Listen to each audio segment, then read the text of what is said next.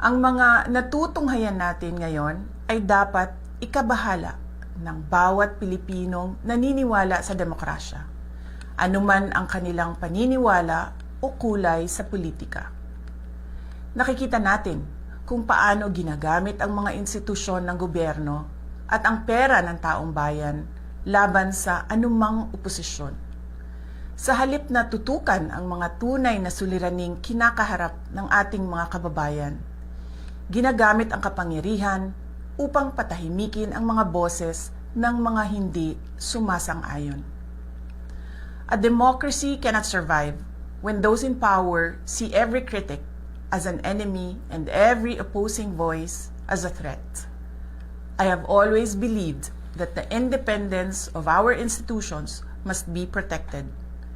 This includes not only the Senate and the House of Representatives as institutions, but every senator and member of the House must be free to perform his or her constitutional duty according to conscience, free from threats, pressure, or any form of intimidation.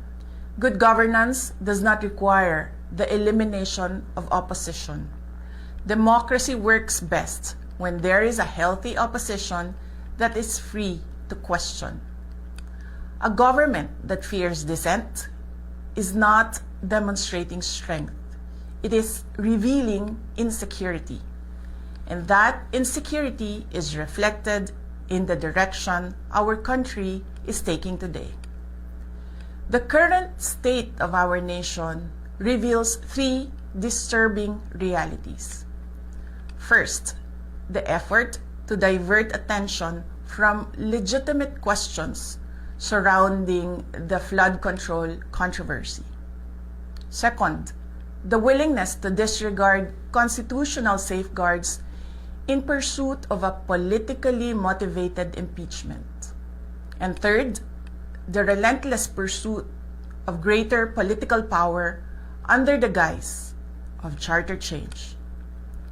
These are the symptoms of a government that has become more preoccupied with protecting power than serving the people. The Filipino people deserve a government focused on solving problems, not silencing critics, on strengthening institutions, not bending them to political ends, and on serving the nation, not perpetuating power. Democracy is not weakened by dissent.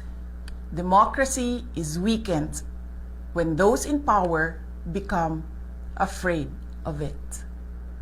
Shukran.